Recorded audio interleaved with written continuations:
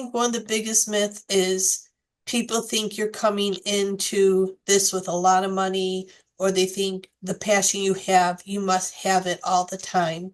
And I can tell you from my experience from the nonprofit perspective, I came in with something very simple. I knew I was going to get a lot of donations in the beginning. I knew some of the donations I was going to get, I was going to have to reach out to people I cared about and convince them why to help me get this going. But you have to find a balance to it. And I'm sure in the time you hear how I talk, I'm very passionate about my cause, but I can't make my whole life my cause. You need to take care of yourself and be able to find a balance of your passion in growing this, but also self-care, overall wellness.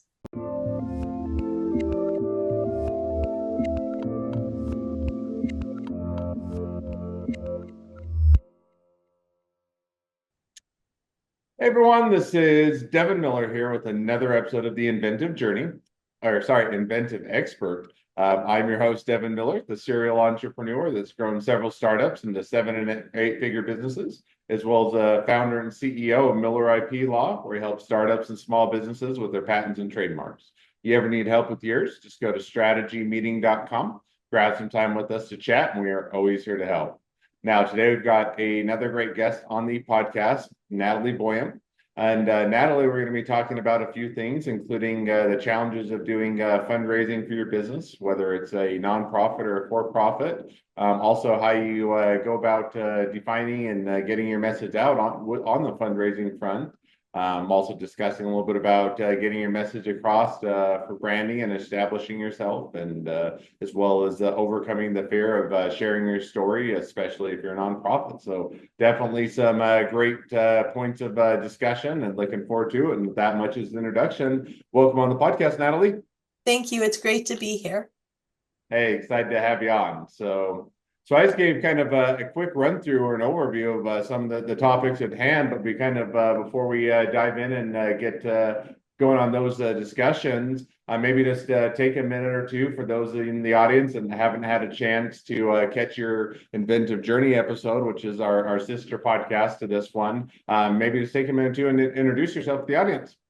Oh, perfect. So my name is Natalie Boehm. I have a background in strategic consulting. I am the president and founder of the Defeating Epilepsy Foundation. We are a 501c3 not-for-profit in Southern California, and our mission is to provide the advocacy and educational resources needed to the epilepsy community in our society.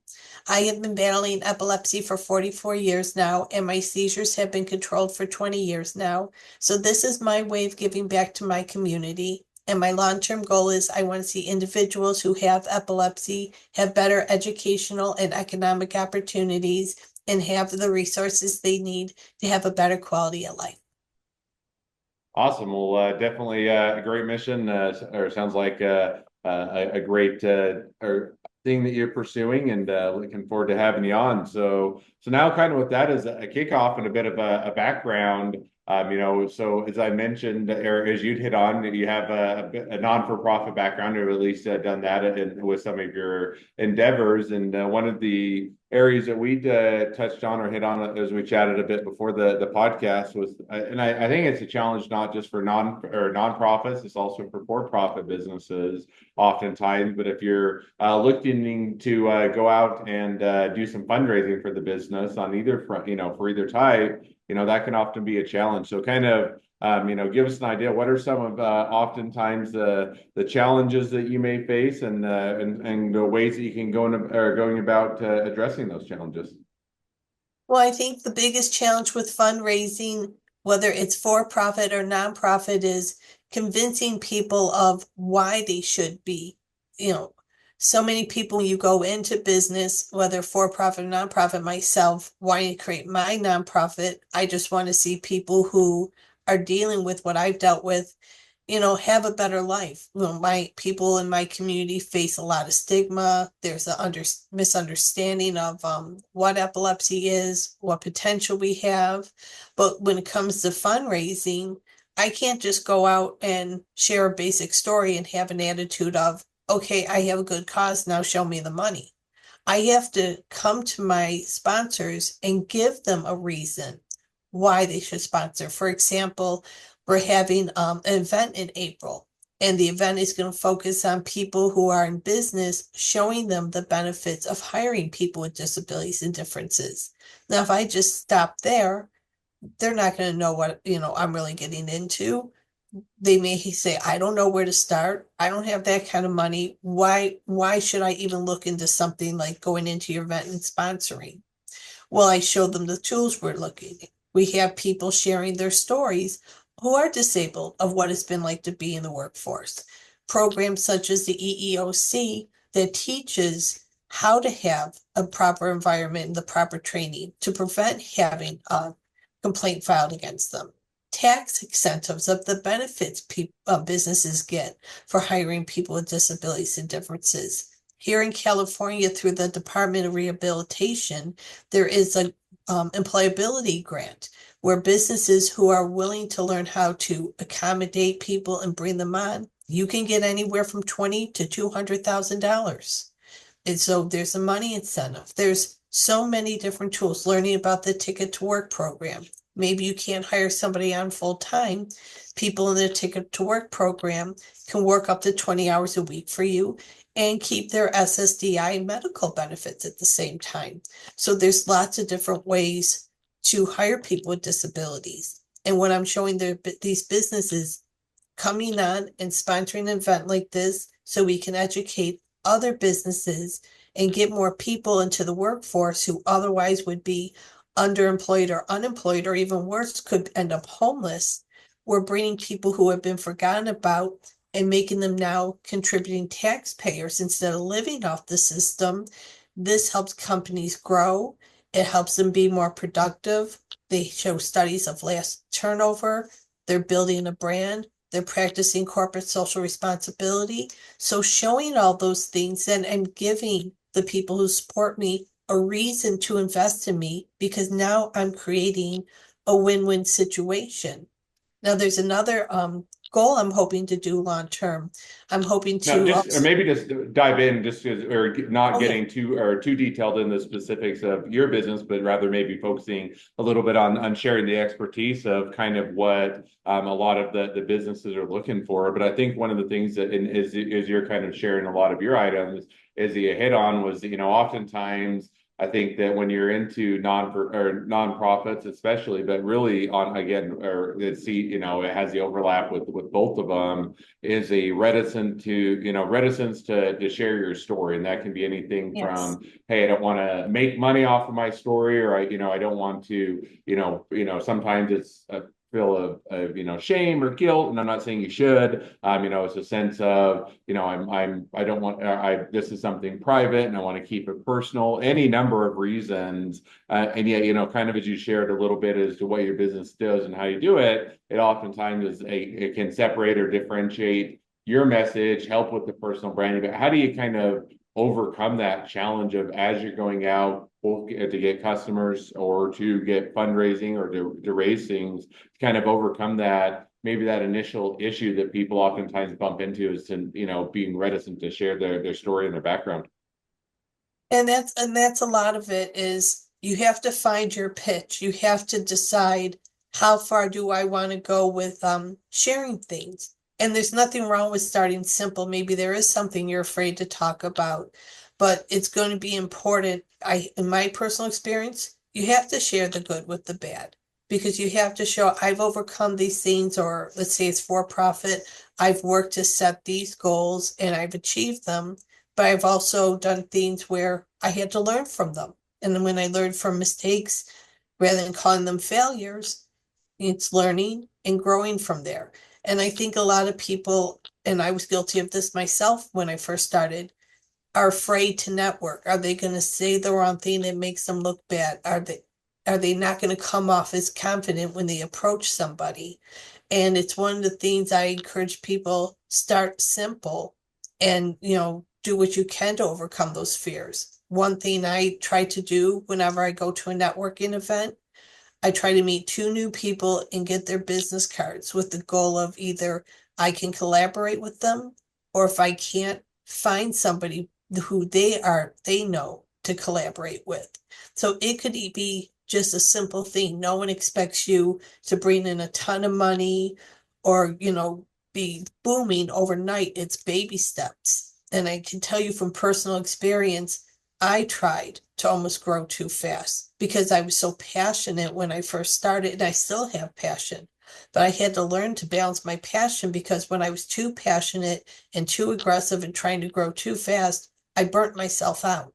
And it doesn't take much to burn yourself out. And once you do, some people easily give up and say, I can't do this, it's too much. But in my case, what I told myself is, you're overdoing it. You have to learn to say no to some things. Or right now, what you might want to do, it's not realistic. Look at it next year. So it's just so important. I feel a myth that you just got to come in so much so fast. You really can't. Start with a simple business plan, work on goals. You're going to find as you slowly grow, those goals are going to change. Your business plan, your mission may even change a little differently. It's called growth, and you can't be afraid of it. You have to embrace it in steps, or else you're going to either hit a plateau and not grow and wonder why you're struggling, or you may just give up and say, I tried, but I failed. And I used to have a fear of failure. If there's anything I could tell people who are in for-profit or nonprofit, don't allow fear to stop you. Please look at it as another way. Okay, I'm afraid, but now, why am I afraid? What do I have to learn? How can I look at this rather than a failure? Look at it as growth. It's okay to Hmm. make mistakes. It's okay to be human because we all are. Now, one of the things you'd hit on, which I think is probably a great place to start as well, is in putting words in your mouth. But sounds like you said, hey, sometimes maybe you start with what I'll call baby steps or whatever you might want to call it, which is maybe it's not, hey, I'm going to go out and blast the entirety of my story, give the long synopsis, but rather I'll start out with baby steps and starting to share my story and take that as a stepwise approach to maybe get you a bit more comfortable, flesh out how is the best way to convey your story, what resonates, and otherwise kind of pursue down that route. Now, if you take that as an example, maybe even or kind of with your story with the with your current non-for-profit and that kind of how did you maybe walk us through or give us an idea how do you go about defining what that baby steps are, kind of where you start to share the story, because I'm sure that you could even with your nonprofit, you could give anywhere from a 30-second version of the story to a 5-hour version of the story, depending on how much detail and how much backstory and how much you wanted to get into. But kind of where was that, baby steps? How did you get even started about figuring out where you might start sharing? Well, a lot of times what I first did was the very basic pitch when I introduced myself. And then as I was working on programs such as giving college scholarships to students, people are like, but why are you giving a scholarship? What is the benefit of this? And I said, my goal is I want to see people with epilepsy achieve higher education and get into gainful employment. And I shared my frustrations of when I went through college. I wasn't really, I had a handful of professors who took me seriously, but a lot of people didn't. It was, oh, look what you're trying to do. Oh, it's so special. This is just so inspiring. And it took a lot for me to use my emotional intelligence and say to myself or say to them, oh, thank you. Yes, I'm determined to reach my goals and everything. In the back of my mind, though, I was very frustrated thinking, I'm not a toddler. This isn't preppy K where I get my gold star for the day for being a good girl. Like any adult, I have to find the tools and resources so I can be a productive person in society. And so taking that story and showing the frustrations I had, and I want to take what was a negative situation and turn to something positive. I'm expanding my pitch. I'm expanding my story. So and so kind of as you're doing that, so you say, okay, we're kind of expanding your pitch, expanding that story. Now, where did you kind of maybe it's too hard to remember the exact details or reaching back in time, but kind of where give us an example. What was kind of that maybe the initial pitch or kind of the initial story that you defined, and then how did that evolve, or how did was that, hey, I got it right on the first try and it was the perfect story, or did you iterate or evolve, or walk us through that a bit? Well, I started having seizures at the age of 2 due to a traumatic brain injury.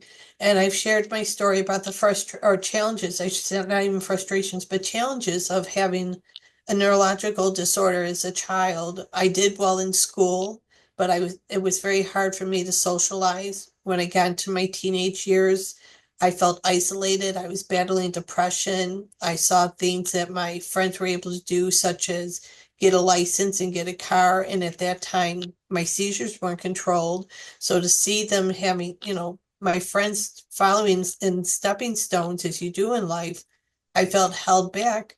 I self-doubted myself at times. I really didn't have a lot of confidence. I felt lost. Like what do I even do with my life as I get ready to go on? Just being in the situation, feeling so limited and isolated. And it took a lot of tough love for me to say to myself, I can't stay in a bubble and feel sorry for myself. I still have to set goals. I have to try. And I did face some toxicity. One of my former neurologists wanted me to go on SSDI. And I wasn't sick enough for SSDI, but he was determined, just go get a lawyer and resolve this. And I said, I don't want to spend the rest of my life in a group home on SSDI because I know what my mindset would have been. I would have sat there angry and bitter and wondering if I would have just tried, what could I have done with my life? I just felt it was worth the risk. I thought even if I don't live a long life, I want to leave this earth knowing I did my best. And I want other people to see that that risk is worth it. We all, as human beings, we all have challenges and we have to face those challenges. And they are at times trying. And I can't say what I've gotten to now was just handed to me. I had to put things on hold. One of the failures at that time I thought of as a failure, I think it happened so I could do what I do now. I originally wanted to be a trial attorney. I was preparing for my LSAT. I really was excited about what I wanted to do. And at times in future time, I wanted to go on for a PhD and eventually get into academia and teach.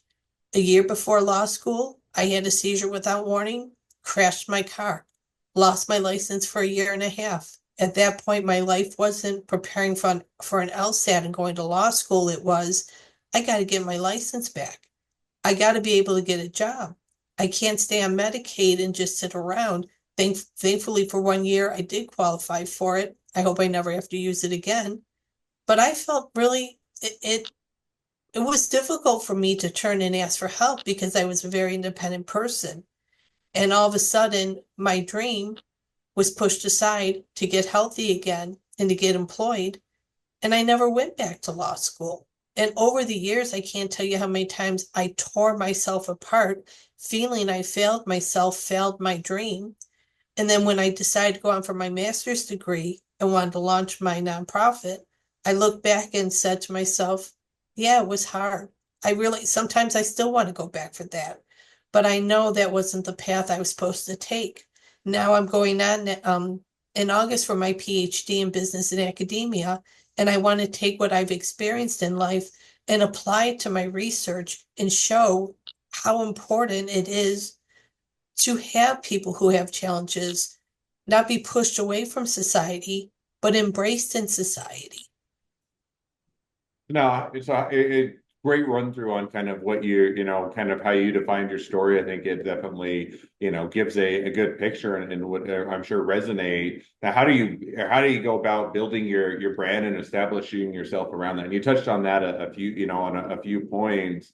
There's oftentimes, part of it is defining what your story is and figuring out how to share it and overcoming that fear. But let's say now that you do say, hey, I've got a pretty well defined story, overcome the fear of sharing your story, simply having a story. There are a lot of great nonprofits or people that want to do a nonprofits that are out there, or even for profits. We'll just take nonprofits as an example that may have a great story, and even sharing it doesn't, just having a great story in and of itself doesn't mean you're going to be able to establish a great, whether it's business or nonprofit, without, you leveraging that or converting that over into a brand and getting people to want to support it. So how do you kind of now take that and actually use it to establish your brand and your business as you're building things out? Well, I found I've had to take different channels to find different levels of support. I just can't go to just either other for-profits or nonprofits. I started working with organizations such as other disability organizations to see what they were doing, how they were helping the community. I've been working with the State Council for Developmental Disabilities and helping seeing and trying to get businesses more, excuse me, involved. I'm sorry, involved with the state and see what programs are available. I've joined a chamber of commerce to talk to other businesses to see what are their brands and how can I collaborate with them. So I just found the most important tool has been networking, but not just networking to one group of people. You have to really go out and see what's out there and not be afraid to see what's out there. And I've also personally, with also networking, found ways to build a brand personally because probably one of the biggest mistakes I made when I first launched, I really didn't share my story much on social media. I really was focused on what could I build for my community. And I regret it now. I did the reason I did it at the time when I launched my business not long after I got COVID and developed long haul COVID, and it took me a year and a half to recover from that. And within a few months of recovering from long haul COVID and feeling normal again, was diagnosed with early stage breast cancer. And so, in these few years of having these challenges, I don't know why. I'll be honest, I don't know why, but I felt embarrassed because I felt those times I was weak and I was vulnerable and felt I don't want anyone to see me like this. And the excuse I gave everyone was, well, I created the foundation because it's a gift to my community. They don't need to worry about me. I want to focus on them. Well, I couldn't build it for my community without sharing how I was part of the community and why this was so important. And once I really realized that and was determined to overcome my fear, I started sharing my story more. I started talking about the great things I've accomplished, but also the challenges and the vulnerabilities that I had. And now I do things such as taking part. There's LinkedIn expert panels. I take part in them. I joined the Forbes Business Council and I write articles for them. So even though I'm building a nonprofit, I know I have to build myself to be able to help represent my nonprofit and grow. So I've learned that there's two approaches, two important approaches I've had to take to achieve those goals.